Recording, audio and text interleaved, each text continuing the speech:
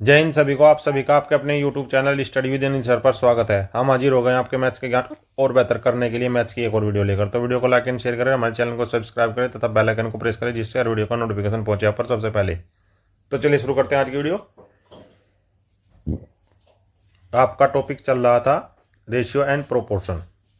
बहुत सारे क्वेश्चंस आपको करवा दिए गए थे। चलिए आज देखते हैं आज किस प्रकार के प्रश्न आपके पास हैं। एक धनराशि को पी क्यू आर तथा एस के बीच में 4:9:2:3 के अनुपात में बांटा गया है। यदि क्यू को आर से 560 रुपये अधिक मिलते हैं तो एस का हिस्सा क्या होगा। 4 विकल्प दिए हैं, इन्हीं में से आपका एक आंसर होगा। सीजीएल का आया हुआ क्वेश्चन है 2024 का। चलिए करते हैं इसको। दिया क्या है, P अनुपात Q अनुपात R अनुपात S 4:9:2:3। प्रश्न अनुसार क्या है, प्रश्न अनुसार दिया गया है Q माइनस R बराबर 9-2 बराबर 7, जो 560 के बराबर है। तो एक यूनिट किसके बराबर हो गई, 80 रुपये की। तो ये पूछ रहा है कि S का हिस्सा क्या होगा, परंतु S बराबर 3 और एक यूनिट कितने की है, 80 की। तो 3×8 = 24। S का मान कितना आया, 240। एक बार और प्रश्न को देखिए। एक धनराशि को P Q R S के बीच में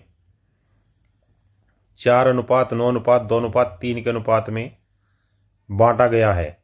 यदि Q को R से 560 रुपये अधिक मिलते हैं तो S का हिस्सा क्या होगा।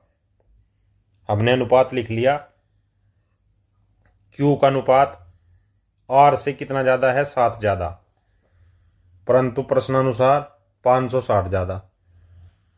तो एक अनुपात का मान आ गया 80। अब S का अनुपात कितना है, 3, और एक अनुपात का मान कितना है, 80। तो 3 अनुपात का मान होगा 240 रुपये। अगले प्रश्न पर चलते हैं। राज 1200 रुपये 1200 रुपये को अपने 3 दोस्तों में 2:1:3 के अनुपात में बांटता है। सबसे बड़े हिस्से के 3 गुना और सबसे छोटे हिस्से के 2 गुना के योग के बराबर राशि क्या होगी। 4 विकल्प दिए गए हैं, इन्हीं में से एक विकल्प आपका आंसर होगा। क्या दिया है, A:B:C 2:1:3। या आप ऐसा कह लीजिए A+B+C बराबर 1200 रुपये और A+B+C बराबर 6, 1200। तो एक यूनिट कितने के बराबर आ गई, 200 रुपये की। अब हमें क्या करना है, प्रश्नानुसार सबसे छोटा अनुपात क्या है, सबसे बड़े अनुपात का 3 गुना। सबसे बड़ा अनुपात यह इसका 3 गुना, सबसे छोटे हिस्से के 2 गुना, सबसे छोटा हिस्सा यह है इसका 2 गुना के योग के बराबर की राशि क्या होगी। तो 2 एकम 2 जमा 3 तिया 9 बराबर 11, अर्थात ये आई है 11 और एक का मान कितना है, 200। तो 11 का मान 2200 रुपये। कितना आया आपका, ये आया आपको 2200 रुपये। कैसे आया, ABC का अनुपात दिया है, उस ABC के अनुपात को टोटल जो मान है वो है 1200 रुपये। अब ABC का अनुपात होगा 2 जमा 1 जमा 3 बराबर 6, 6 दिया है 1200 के, तो एक अनुपात बराबर होगा 200 रुपये के। अब ये कह रहा है सबसे बड़े अनुपात का 3 गुना और सबसे छोटे अनुपात का 2 गुना का योगफल कितना होगा। तो सबसे छोटे अनुपात में 2 की गुना करेंगे, सबसे बड़े अनुपात में 3 की गुना करेंगे, जो कि आ गया 2 एकम 2 जमा 3 तिया 9, 9 और 2 11। अनुपात कितना है 11 और एक अनुपात का मान कितना है 200, तो 11 अनुपात का मान होगा 2200 रुपये। आपका आंसर हो गया सी। चलिए अगले प्रश्न पर चलते हैं। एक बैग में 50 पैसे, 25 पैसे और 20 पैसे के सिक्कों के रूप में 2:3:5 के अनुपात में 550 रुपये हैं। 50 पैसे और 20 पैसे के सिक्कों द्वारा दी गई राशि के बीच का अंतर क्या है। 4 ऑप्शन दिए, उनमें से एक आपका आंसर होगा। अब हमें करना क्या है, चलिए 50 पैसे अनुपात 25 पैसे अनुपात 20 पैसे, संख्या कितनी है इनकी, संख्या है 2:3:5। तो मान क्या होगा या मूल्य, 50 पैसे के 2 सिक्के हैं, किस मूल्य के बराबर होंगे, 1 रुपये के। 25 पैसे के 3 सिक्के हैं, कितने के बराबर होंगे, 0.75 रुपये के। 20 पैसे के 5 सिक्के हैं तो 1 रुपये के बराबर होंगे। परंतु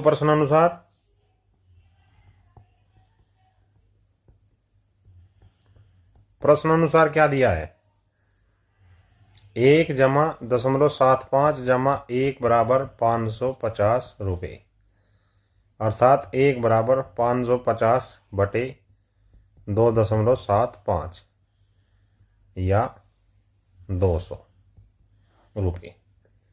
तब 50 पैसे व 20 पैसे के सिक्कों की राशि में अंतर कितना है, बताइए जरा, अंतर कितना होगा।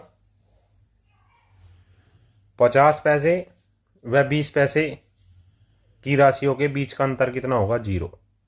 कैसे 0 होगा,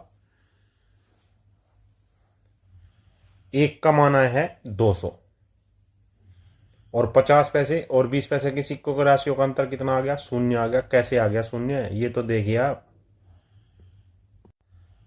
50 पैसे सिक्कों का मान कितना है, 1 यूनिट है, और 1 यूनिट किसके बराबर आई, 200 के। यहां पर 20 पैसे के सिक्कों की कितनी यूनिट है, 1 यूनिट, और 1 यूनिट बराबर कितने के हैं, 200 रुपये के।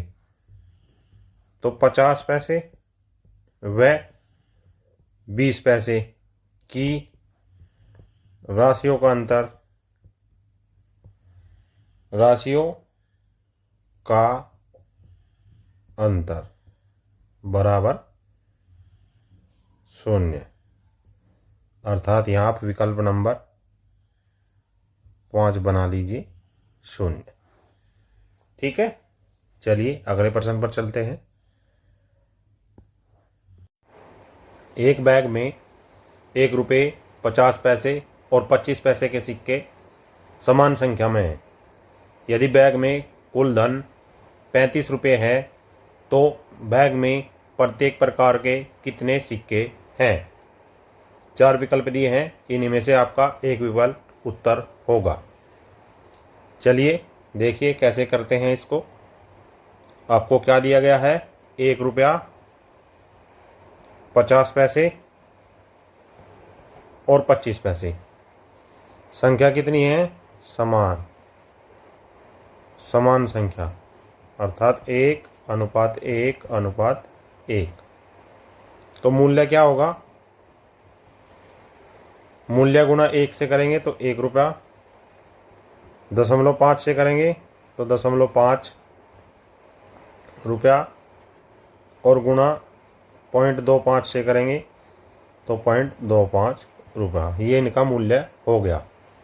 कुल मूल्य क्या हुआ, कुल मूल्य हो गया तीनों को जोड़िए, 1 + 0.5 = 2.25, जो किसके बराबर दिया है, 35 के। तो ये कितना आ गया, 1.75 बराबर 35, तो 1 बराबर 20। प्रत्येक प्रकार के सिक्के, प्रत्येक प्रकार के सिक्के कैसे निकालेंगे आप? 1 रुपए के कितने हो गए, 1 रुपए के हो गए आपके 20, 50 पैसे के 20 और 25 पैसे के 20। कैसे निकाला आपने ये, आप बताएं जरा, ये आपने कैसे किया? प्रश्न में दिया गया है प्रति एक प्रकार के सिक्के की संख्या समान है। अब यहाँ हमारा एक का मान कितना आया है, 20, और प्रत्येक प्रकार के सिक्कों की संख्या क्या है, 1, 1 और 1। तो प्रत्येक प्रकार के सिक्कों की संख्या 20, 20 और 20। अगले प्रश्न पे चलते हैं।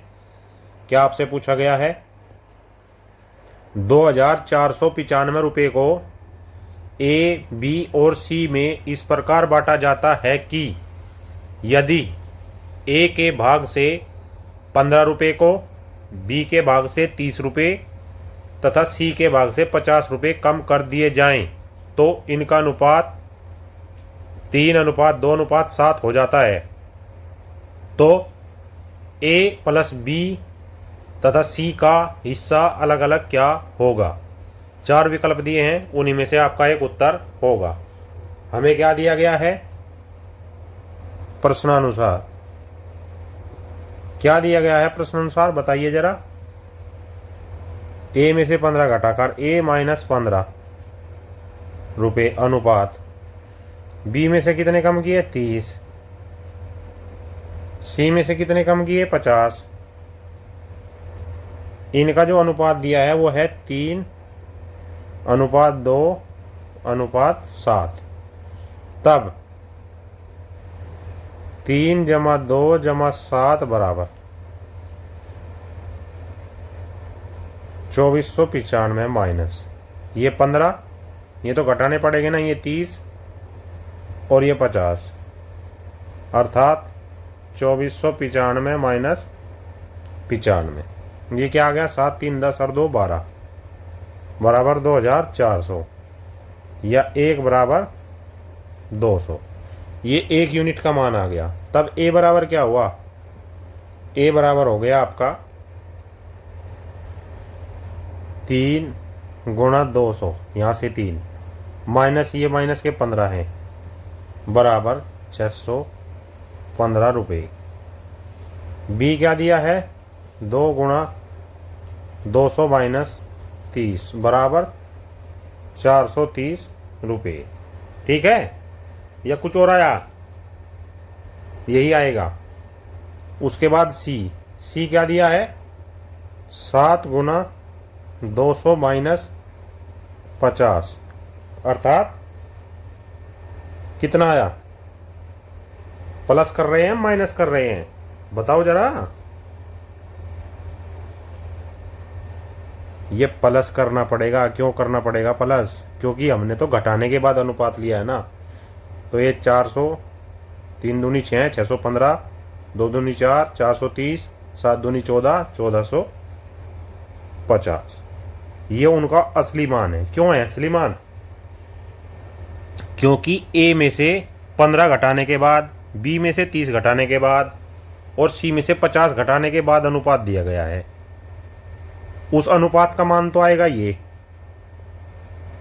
बिना प्लस के। लेकिन जब उसमें जो उन्होंने घटाना है वो हम जोड़ेंगे, तब ये तो उन ए बी सी का हिस्सा अलग अलग आएगा। इसलिए ए का हिस्सा 615 रुपये, बी का हिस्सा 430 रुपये और सी का हिस्सा 1450 रुपये। अगले प्रश्न पर चलते हैं। क्या पूछा गया है, 2186 रुपये को ए बी सी में इस प्रकार बांटा जाता है कि उनके हिस्से में क्रमशः 26 रुपये, 28 रुपये एवं 32 रुपये कम करने पर उनकी राशि का अनुपात 9:13:8 हो जाता है, तो ए का हिस्सा क्या होगा। 4 आपके पास विकल्प दिए गए हैं, इनमें से आपका एक उत्तर होगा। चलिए इसको कैसे करते हैं। प्रश्नानुसार क्या दिया गया है, ए में से 26, बी से 28, सी से 32, घटाने के बाद अनुपात कितना आया, 9:13:8। तब 9 + 13 + 8 बराबर 2186 माइनस 26 जमा 28 जमा 32, 2186 माइनस, बताए कितना आएगा, ये 86 के बराबर आएगा, बराबर 2100। और ये कितने के बराबर आया, 9 और 3 12 और 8 20 और 10 30, तो 1 बराबर 3 सते 21, या कुछ और आएगा, 70 के बराबर आएगा। अब ये क्या कह रहा है, तो ए का हिस्सा क्या होगा, तो ए की राशि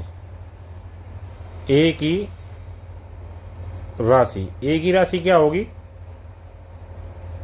9 गुना 70 जमा 26, 9 सते 63, 300 जमा 26 बराबर 456 रुपये ए की राशि होगी। एक बार और देखिए, ए में से 26, बी में से 28, सी में से 32 घटाने पर उनका अनुपात 9:13:8 आया। प्रश्नानुसार ये है 2186 के बराबर, परंतु उसमें से हमें ये भी तो घटाना पड़ेगा, तभी तो ये अनुपात हमारा उसके बराबर आएगा। तो 1 यूनिट का मान आ गया 70, तो ए को कितनी राशि मिली, 9 गुना 70 जमा 26, क्योंकि 26 घटा के ही तो उनका अनुपात आया था। कुछ समझ आ रहा है आपको। अगले प्रश्न पे चलते हैं, थोड़ा और आपको उससे समझ आएगा।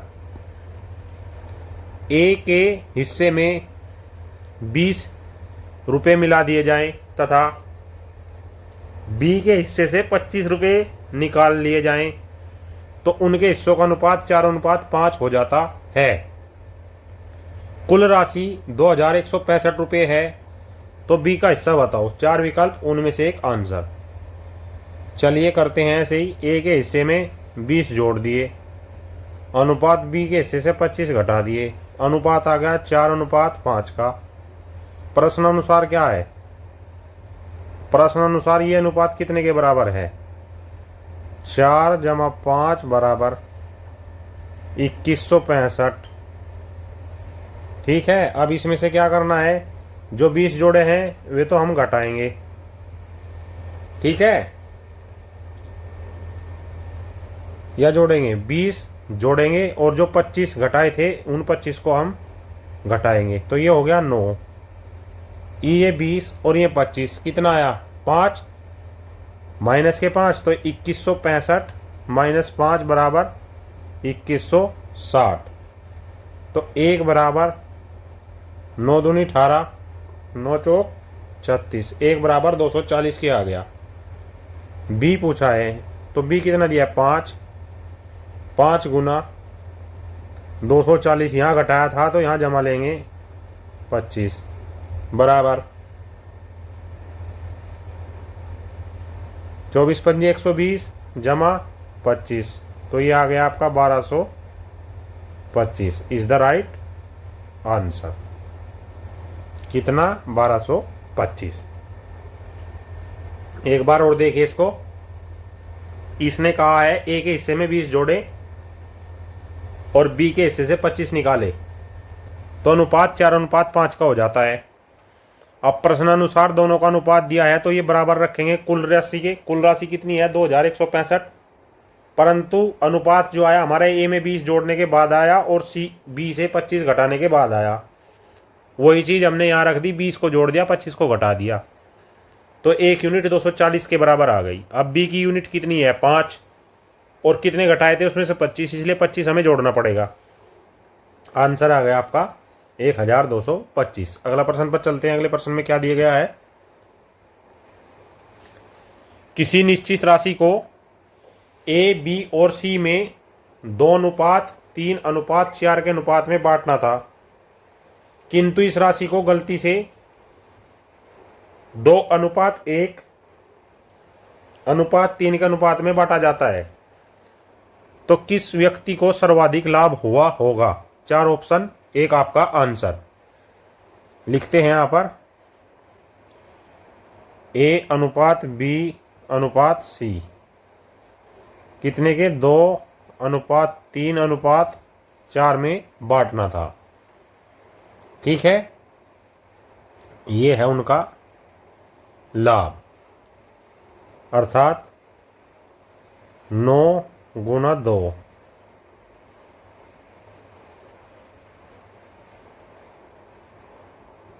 बराबर 9 के, लेकिन गलती से लाभ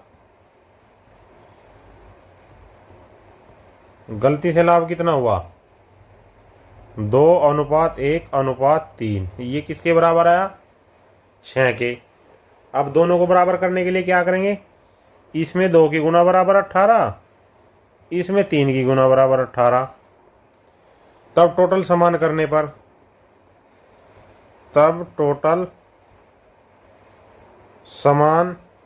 करने पर आपको ये पता होगा, या कह सकते हैं हमको पता है कि जब अनुपात समान हो गए तभी हम ये बता सकते हैं कि किसको ज़्यादा मिला और किसको कम मिला। तो अनुपात समान करने के लिए ऊपर वाले अनुपात में 2 की गुना की, तो A:B:C लाभ कितना हुआ, 2 दूनी 4, 3 दूनी 6, 4 दूनी 8। और नीचे क्या करेंगे, गलती से क्या हुआ, 3 की गुना हुई, 3 दूनी 6, 3 ही कम 3, 3 तिया 9। अब देखें किसको कितना लाभ हुआ, कुल फायदा कितना हुआ, यहाँ पर 2 ज़्यादा हुआ, यहाँ पर 3 कम हुआ, यहाँ पर 1 ज़्यादा हुआ। इसमें से ये, इसमें से ये, इसमें से ये। ऊपर तीर का निशान है कि फायदा, नीचे तीर का निशान है नुकसान।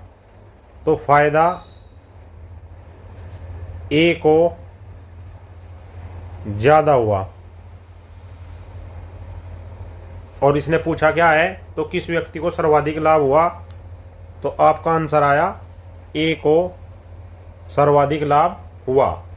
एक बार और देखें इस प्रश्न को, क्या इसमें दिया गया है, किसी निश्चित राशि को ए, बी, सी में 2:3:4 के अनुपात में बांटना था, परंतु गलती से 2:1:3 के अनुपात में बांट दिया गया, तो किस व्यक्ति को सर्वाधिक फायदा हुआ। ये उनका लाभ है जो दिया जाना था, और ये उनका लाभ है जो गलती से हो गया। इनका योग 9, इनका योग 6, दोनों का एलसीएम लेंगे 18। तो ऊपर में 2 की गुना करेंगे और नीचे के लाभ में 3 की गुना करेंगे, तब टोटल हमने समान कर लिया। टोटल समान करने पर ऊपर आया 4:6:8, नीचे आया 6:3:9। अब देखिए 6 4 10 और 8, ये 18, 6 3 9, 9 दूनी 18। दोनों का मान 18 है, तो अब कंपेयर हम कर सकते हैं।